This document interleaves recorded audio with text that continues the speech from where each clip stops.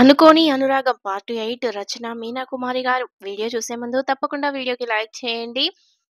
నాకు కొంచెం ఫంక్షన్ హడావుడి వల్ల నేను వీడియోస్ డైలీ అప్‌లోడ్ చేయలేకపోతున్నాను. కొంచెం ఒక మండే వరకు ఓపిక పట్టుకోండి. మండే నుంచి నేను డైలీ పోస్ట్ అనేది పెడతాను. అభిరూప్ డోర్ తీసిన శబ్దం వచ్చి బెడ్ లైట్ వేసి లైట్ ఆఫ్ చేశాడు. లోపలికి వచ్చింది స్వీటీ అనుకుని ఎత్తుకొని మరీ మంచం దగ్గరకు తీసుకెళ్ళాడు. ఏమిటి ఇంత తక్కువ బరువు? చూడడానికి అన్ని భారీగా కనిపిస్తూ ఉంటాయి అంటూ నవ్వుతూ ఉన్నాడు అభి. అభి ఎంతో తమకంగా చుట్టుకుపోయాడు. ఎంతో ప్రేమగా అభి చేస్తున్న ప్రతి సరసాల విందుకి ఊ అంటూ ఆనందాన్ని రెట్టింపు చేసే ఊపు ఇచ్చింది అక్షర. అభిలో ఉన్న హుషారుకి తన ఇష్టంతో కూడిన కౌగిలిని అందిస్తూ అందంగా అలసిపోయింది అక్షర. తెలియని మైమరపుకు గురి అయింది. అతనిని భర్తగా ఆమె మనసులో ప్రతిష్ఠించుకున్నాక కలిసిన ఆ కలయిక ఎంతో మధురంగా అనిపించింది. అలసిపోయి కూడా అతని గుండెల్లో అలాగే ఉండిపోయింది. అభి వెచ్చని కౌగిలి, అతని నుండి వచ్చే స్ప్రే వాసనలు అన్నీ ఒక్కసారికే ఇంత అలవాటు పడిపోయానా అని ఆశ్చర్యపోయింది అక్షర. అంతలోనే ఇది కాంటాక్టు పెళ్లి అని గుర్తుకు వచ్చి భయంతో మళ్ళీ అతని గుండెల్లో దాగిపోయింది అక్షర. జీవితకాలం నన్ను వదలవద్దు అని ఆమె మనసు తెలియని ఉద్వేగానికి లోనై అతని కౌగిలిలో అలా ఉండిపోయింది. తెలుస్తుంది డియర్ అంటూ ఆమెను మరొకసారి రసరమ్య సామ్రాజ్యంలోకి తీసుకువెళ్ళాడు అభి. పగలంతా ఎంతో అలసిపోయిన అక్షర ఇలా ప్రేమ సామ్రాజ్యంలో అలసిపోయిన ఆనందాన్ని పొందుతాము అని మొదటిసారిగా గమనిస్తూ అభి వెచ్చని కౌగిలిని ఆస్వాదిస్తుంది. అసలు తన పద్ధతి ఇది కాదు.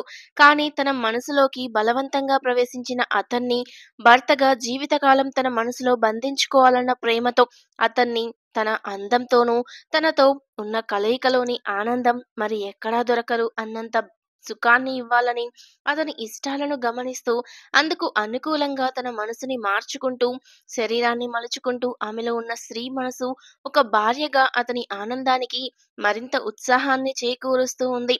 శయనేశ్వరంబగా అక్షర భర్తను తన కౌగిలిలో కట్టిపడేయాలి అన్న ప్రయత్నాలను అందంగా చేస్తోంది.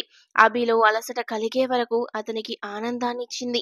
అభి గుండెల్లో అలా ఒదిగిపోయి, అన్నీ మర్చిపోయి ప్రపంచమంతా ప్రేమమయం అన్నంత మైకంగా అతని గుండెల్లో ఉన్న అక్షర నిద్రలోకి జారిపోతూ ఉండగా, ఆ రోజు వద్దు అని మనసు తెలుసుకోవాలి ఏదో ఏదో అన్నావు. ఈనాడు ఒక సెక్రటరీకి ఇచ్చిన చీరను తీసుకొని నువ్వు చుట్టుకొని నా కౌగిలిలోకి ఎలా వచ్చావు అక్షర? అభి అంటే అంతే. అయితే ఒక్కటి మాత్రం నిజం. అదొక ఊహించని తెలియని మాధుర్యం నా సొంతం. నీ శరీరం నుండి వచ్చే స్వచ్ఛమైన సుగంధం నా మనసుని కట్టిపడేసింది. అందుకే లైట్ ఆఫ్ చేసినప్పుడు నిన్ను ఎత్తుకున్నప్పుడు వచ్చింది నువ్వే అని నాకు తెలుసు.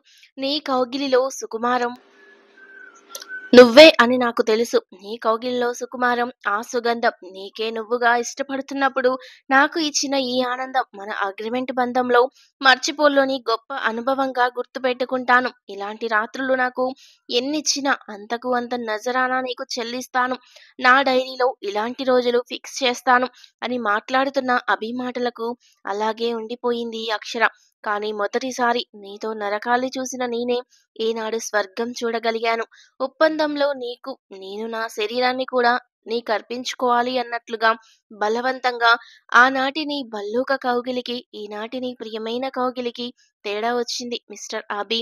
అది నా శరీరానికి తెలుస్తోంది అని మనసులో అనుకుని నవ్వుకుంది అక్షర. కనిపెట్టారా అన్నది ఏమీ ఎరుగనట్లుగా అక్షర. అవును, ఎవరితో సంగమించినా నేనెందుకునే ఆ పొందులోని విందు ఎలా ఉంటుందో నాకు తెలుసు అంటున్న అభి మాటలకు ఆ విధంగా నిన్ను కట్టి పడేయాలన్నదే నా ఆశ. నీలాంటి వారిని నీ దారిలోకి వెళ్ళి దారిలోకి తెచ్చుకోగలగడమే అసలైన ప్రేమ. అంతేకాని నిజమైన ప్రేమలో కూడా ఏదో దొరకలేని వ్యర్థంగా ఉన్న స్వర్గాన్ని చెడగొట్టుకోవడం ప్రేమ కాదు, వ్యామోహం. అభి, నిన్ను నా ప్రేమతో మార్చుకోగలుగుతానేమో. నా తెలివితో నీలోని అతి తెలివిని అరికట్టగలుగుతానేమో. డబ్బు శాశ్వతం కాదు, ప్రేమ శాశ్వతం అన్నది నీకు చేయగలనేమో. ప్రయత్నించి సాధించి నిరూపించాలి అన్నది నా ఆశయం. అందుకోసం ఇలాంటి స్టెప్స్ కూడా ఎక్కడం నాకు తప్పనిసరి అనుకుంది మనసులో అక్షర. ఏమిటి ఆలోచిస్తున్నావు? నాతో సుఖం నచ్చింది కదూ అన్నాడు అభి. లేదు, మన కాంట్రాక్ట్ ప్రకారం మీకు ఒక వారసుడిని ఇవ్వాలి నేను. హిందూ శాస్త్ర ధర్మం ప్రకారం కొన్ని ఆధారాలు ఉన్నాయి. మూర్ఖంగా పడకు సుఖం మాత్రమే ప్రేమ లేకుండా పంచుకుంటే మూర్ఖులే పుడతారు. బిడ్డలు కావాలి అనుకున్న కాలంలో భార్య గాని భర్త గాని వివాహేతర సంబంధాలు పెట్టుకోకూడదు. ఒక్కొక్క సమయంలో మనలో ఉండే యశస్సు ఫలం గొప్పగా ఉంటుందట. అటువంటి యశస్సుని వ్యర్థంగా కోల్పోతామట. అందుకే మీకు వారసత్వంగా అందించాల్సిన బిడ్డను ప్రేమ రూపంగా ఇవ్వాలి అనుకున్నాను. ఇది అగ్రిమెంట్లో లేదు, కానీ నా బాధ్యత. ఏదైనా ఒక బాధ్యత తీసుకున్నప్పుడు సక్రమంగా నిర్వర్తించడం నాకు అలవాటు. అందువల్ల మీకు మీ భవిష్యత్తుకు ఎటువంటి చెడు జరగకూడదు. భారతదేశ సాంప్రదాయాల గురించి మీకు తెలియదు కదూ. భార్యాభర్తల కలయికలో భార్య గాని భయపడి కళ్ళు మూసుకుంటే గుడ్డి వాళ్ళు కూడా పుడతారు అన్న నిదర్శనలు ఉన్నాయి మన చరిత్రలో. అందుకే మీకు ఇవ్వబోయే బిడ్డకి ఏ వైకల్యాలు లేకుండా ఉండాలి అని ఆశించాను. కాబట్టి మీతో కలయికను ఆనందంగా పంచుకున్నాను అని చెప్పింది అక్షర. అభిరు ఆశ్చర్యపోయాడు.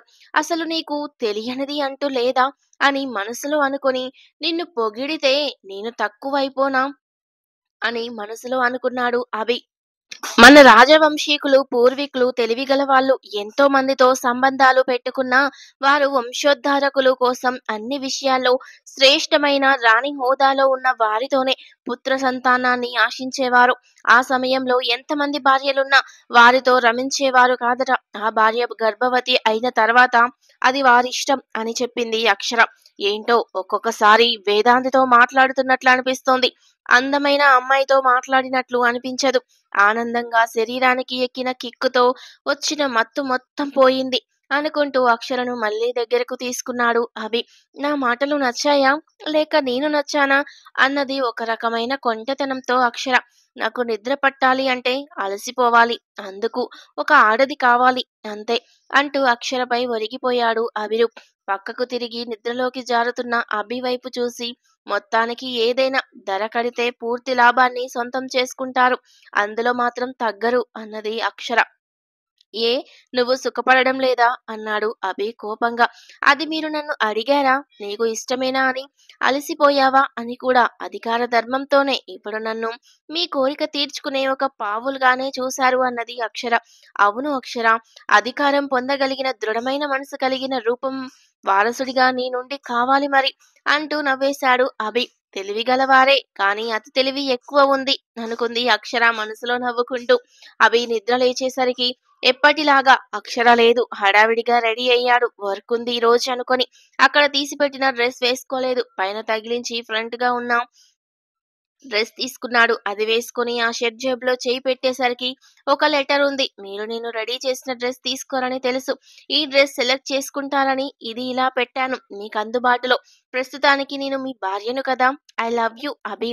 నిజంగా రాత్రి అందంగా అలసిపోయాను. నీ ఇష్టమే నా ఇష్టం. ఓ, గుర్తుంది. ఒప్పందం సంబంధం. బాయ్. అందమైన నా మనసులో అత్యంత ఉన్నతమైన స్థానం మీకే సొంతం అక్షర.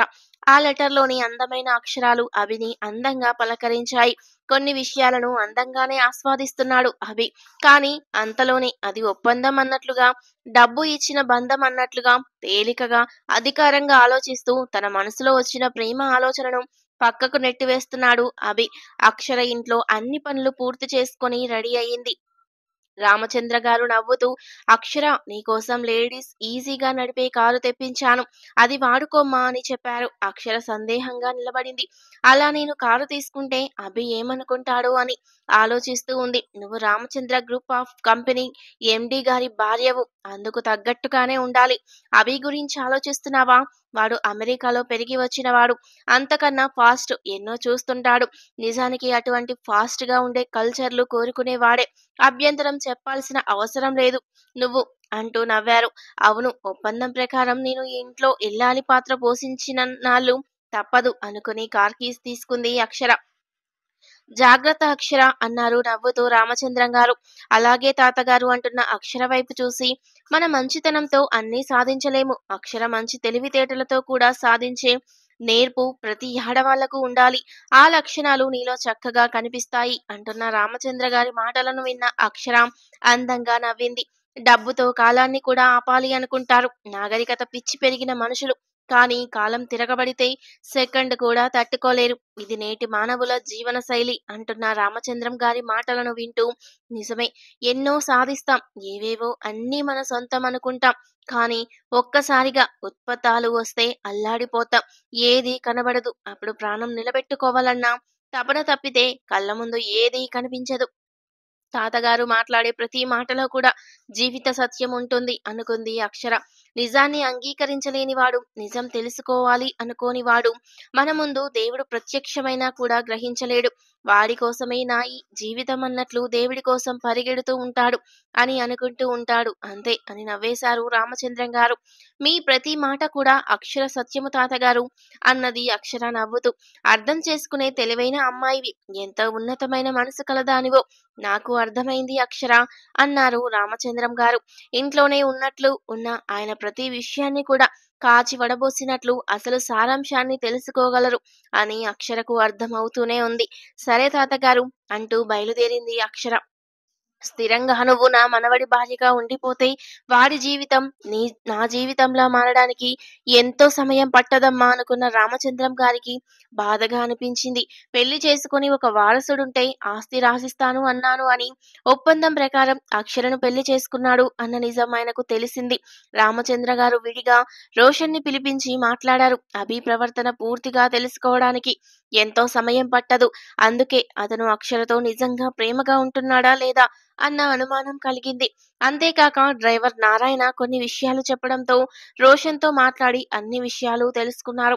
తన స్వార్థం కోసం ఎదుటి మనిషి అవసరాన్ని గ్రహించి ఎలాంటి వలనైనా వెయ్యగలిగిన వాడు. తను ఎంతో పెద్ద మేధావిని అనుకుంటాడు. కానీ అక్షర ఎటువంటి అమ్మాయో రోషన్ నోటి వెంట విన్న రామచంద్ర గారు సంతోషించారు. విడిగా అయితే వీరిద్దరికీ అసలు బంధం కలిసేదే కాదు అనుకోని ఒప్పందం, పరిణయం అనుకోని అనురాగంగా స్థిరంగా రూపుదిద్దుకుంటే ఇంకా మంచిది. తలరాతలు భగవంతుడే రాస్తాడు అన్నదానికి అభిరూప్ నిర్ణయించుకున్న పెళ్లి కళ్ళ ముందు కనిపించే నిదర్శనం. అక్షర మనసు, అభిరూప్ మనసు ఇద్దరు భిన్న ధృవాలు. విభిన్నమైన ఇరువురి మనసుల పోరాటం జరుగుతుంది ఇప్పుడు. ఆడపిల్లగా భయపడకుండా సమస్యను పరిష్కరించడానికి తనే ఒక పావుగా మారిపోయి తన తండ్రి ఆటను గెలిపించాలని ప్రయత్నిస్తోంది. స్వచ్ఛమైన మనసుతో స్వార్థపూరితమైన తండ్రి పెంపకంలో పెరిగిన అభిరూప్ ఇన్ని సంవత్సరాలుగా తాత ఎంత కష్టపడ్డాడు అన్న విషయాన్ని మరచి ఏదో రకంగా ఆస్తిని రాబట్టుకొని పారిపోవాలి అనుకుంటున్నాడు అమెరికా. ఇటువంటి ఇద్దరు వ్యక్తులను కలిపి భగవంతుడు చిత్రమైన ఆటను మొదలుపెట్టాడు. అక్షరలో ఉన్న ప్రేమ జ్ఞానంతోనే అభిరూప్ ఖచ్చితంగా మారుతాడు అన్న నమ్మకం ఉంది నాకు అనుకున్నారు రామచంద్రం గారు. ఆయన జీవితంలో ఎంతో మందిని చూశారు. ఆ అనుభవంతో అక్షరని చూసి ఆమె మనసును పెళ్లి రోజే గమనించారు. అభిరూప్ ఆఫీస్లోకి అడుగు పెడుతున్నప్పుడే అందంగా పలకరించాయి ఫ్లవర్ వాజ్లోని ఫ్రెష్ గా వికసించిన పూలు. అక్షర తనతో కలిసి రావాలి అనుకోదు, వేరే పెత్తనం తీసుకోదు, అతిగా ప్రవర్తించదు, అన్ని విషయాలు తనకు నచ్చినట్లే ఉంటాయి అని ఒక క్షణం అనుకోకుండా ఉండలేకపోయాడు అభిరూప్. పర్మిషన్ తీసుకొని మోహన్ వచ్చాడు. సార్, ఏమీ అనుకోనంటే మీకు ఒక విషయం చెప్పాలి అంటూ జరిగిన విషయాన్ని చెప్పాడు. డిటర్జెంట్ లిక్విడ్ లో క్వాలిటీ లేదు అని అక్షర గారు చెప్పారు సార్. నాణ్యత లేకపోతే స్టోరేజ్ టైం తగ్గిపోతుంది. మనం దాని మీద ముద్రించిన డేట్ వరకు ఉండడం కష్టం అని కన్ఫామ్ గా చెప్తున్నారు అక్షర మేడం గారు అని భయంగా చెప్పాడు మోహన్. పనిలో కొత్త వాళ్ళను పెట్టేసరికి వారికి అంత అనుభవం లేక వస్తువులోనే కాదు పనిలో కూడా నాణ్యత లోపించింది అభి. అవన్నీ నాకు తెలుసు. ఒకసారి అమ్ముడైతే ప్రాబ్లం ఉండదు. రామచంద్ర గ్రూప్ ఆఫ్ కంపెనీలకు ఎంతో పేరు ఉంది. ఆ పేరుతో కొట్టుకుపోతుంది. అంత భయపడాల్సిన అవసరం లేదు. ఇప్పుడు నాణ్యత ఎవరు చూస్తున్నారు? ఏవేవో రంగురంగుల బొమ్మలు అట్టించి సరికొత్తగా మార్కెటింగ్ చేయొచ్చులే అన్నాడు అభి. ఇటువంటి విషయాలని అక్షరకు ఎలా తెలుస్తాయి అసలు అనుకున్నాడు అభి. తనకేమీ తెలీదు అన్నట్లు ఆమెకే తెలిసింది అన్నట్లు అందరూ అనుకోవాలని అతి తెలివితో కూడిన విషయము అనుకుంటా అని కోపంగా అనుకున్నాడు అభిరు. స్వీటీ లోపలికొస్తుంటే ఆశ్చర్యపోయాడు అభి. వస్త్రధారణ మారింది. నడక తీరు, మనిషి మాట అన్నీ మారిపోయాయి. తన పని తను చూసుకుని వెళ్తున్న స్వీటీని నిన్న జరిగిన దానికి సారీ. శారీ నీ దగ్గర నుండి బలవంతంగా తీసుకుందా ఏమిటి అక్షర అంటూ నవ్వాడు అభి. అదేం లేదు సార్. నాకు ఆరోగ్యం బాగోక వచ్చేశాను అని చెప్పి హడావిడిగా బయటికెళ్ళిపోయింది. స్వీటీ తనకు ఉద్యోగం ఎంత అవసరమో తనకే తెలుసు. తన ఒళ్ళు దగ్గర పెట్టుకొని పనిచేయడం అంత అవసరం అని నిర్ణయించుకుంది స్వీటీ. ఏమిట్రా అన్నయ్య నువ్వనేది? రామచంద్రం గారికి అన్ని విషయాలు చెప్పావా అన్నది అక్షర. నేను వెళ్ళి చెప్పలేదు అక్షర. రామచంద్రం గారే పిలిపించి అడిగారు అన్ని విషయాలు. అసలు ఈ పెళ్లి జరగడానికి కారణం అన్నీ తెలుసుకున్నారు. ఆయనకు ఆయనే. అంతేకాదు నీ చదువు, నీకు వచ్చిన అవకాశాలు, చేజారిన విధాలు అన్నీ, మన కుటుంబ పరిస్థితులు అన్నీ చెప్పాను. నాన్నగారి పేరు మధుసూదన్ అంటే అన్ని వివరాలు అడిగి కనుక్కున్నారు. చాలా మంచి మనిషి మీ నాన్నగారు. నా దారిలోకి నడవగలిగిన వాడు అని గొప్పగా అనుకునేవాడిని. ఎందుకంటే మనందరివి ఒకే వ్యాపారాలు కదూ అంటూ నవ్వేశారు అక్షర. ఎంత గొప్ప వ్యక్తి! ఆయనతో మాట్లాడితే చాలా మంచి తెలివొస్తుంది అని చెప్పాడు రోషన్. అంటే తాతగారికి కూడా తెలియకుండానే ఈ విధమైన పెళ్లి చేసుకున్నారు కాబోలు అభిరూప్ అనుకుంది అక్షర. తాతగారి దగ్గర పెరిగితే గొప్ప వ్యక్తిగా ఎదిగేవారు. అసలు అభిరూప్ తండ్రి గారు ఎంత గొప్పవారో! కొడుకుని ఈ విధంగా పెంచారంటే ఆయన ఏ విధంగా ఉండేవారో! లేక అభినయ అవగాహన లేకుండా పెరిగాడో అని అనుకుంది అక్షర. ఏది ఏమైనా అతని వల్ల నా కుటుంబం గట్టెక్కింది. అతని తత్వం వల్ల నాకు జీవితంలో మళ్ళీ నిలబడడానికి, నా కుటుంబానికి ఒక అవకాశం దొరికింది. అందుకని అభిలో లోపాలు కూడా నాకు ఇష్టమే అనుకుంటున్న అక్షరకు ఆశ్చర్యం కలిగింది. చిత్రంగా అనుకుని అనురాగం ఆమె మనసులో మొదలయ్యింది అన్న విషయం ఆమెకు అర్థమవుతోంది. అభి గురించి, అతని ప్రవర్తన గురించి కోపం రావడం లేదు. పెరిగిన తత్వం వల్ల ఒక్కొక్కరు ఒక్కోలా ఉంటారు. తన స్వార్థంగా ఏదో చేయాలని ఎదుటివారి జీవితాన్ని ఆదుకోవడం కూడా గొప్పతనమేనేమో. అది కూడా లేని కొందరు మూర్ఖులు ఉన్నారు. వారందరిలో అభి గొప్పగా, డేగా, పెద్దలు చూసిన ఎవరో ఒకరిని పెళ్లి చేసుకుంటే అంతలోనే ప్రేమ ఎలా పుడుతుంది? భార్యాభర్తల మధ్య అన్న అనుమానం ఇప్పుడు దూరమయ్యింది. అక్షరలో పెళ్ళయింది. అతనికి తన జీవితాన్ని అర్పించిన మరుక్షణం అభిలో తప్పులు కూడా ఒప్పులుగానే కనిపిస్తున్నాయి. ప్రేమ అంటే ఇదేనేమో! మనస, వాచ, కర్మణ, మనసునే శరీరాన్ని అర్పించిన తనకు ఇప్పుడు మనసంతా అభినే ఉన్నారు. అలా అని అతని తప్పులను ఒప్పుకోదు, ప్రశ్నిస్తుంది. కానీ తన గుండెల్లో గుడి కట్టుకున్న ఆయనను అలాగే పూజిస్తూ ఉంటుంది. ఎవ్వరూ అనుకోని విధంగా అని నవ్వుకుంటూ ఉంది అక్షర. చెల్లిని వైపు చూసి ముచ్చటపడ్డాడు రోషన్. నీ ముచ్చట జీవితకాలం నిలవాలి అక్షర. నీ మనసు తెలుసుకున్న ఎవ్వరూ నిన్ను వదులుకోలేరు. అలా వదులుకుంటే వాళ్ళు జీవితంలో మంచిని గ్రహించలేని వారే అవుతారు అని చెల్లెలి వైపు చూసి ముచ్చట పడిపోయాడు రోషన్. మొదటి రోజుల్లో భయం వేసింది. ఇప్పుడు అక్షర ముఖంలో సంతోషం కొట్టొచ్చినట్లు కనిపిస్తోంది. అక్షర అభిని ప్రేమిస్తుంది అని అనుకున్నాడు రోషన్. ఇంతలో రోషన్ ఫోన్ మోగింది. ఆశ్చర్యం. దివ్య ఫోన్ చేసింది. మౌనంగా ఉన్నాడు. కష్టంలో ఉన్నప్పుడు తనలో సగమైన మనిషి అలా వెళ్ళిపోతే ఎంత బాధగా ఉంటుందో అది చావు కన్నా నరకంలా భావించిన రోషన్కి తెలుసు. ఆ బాధ విలువ ఎంతో.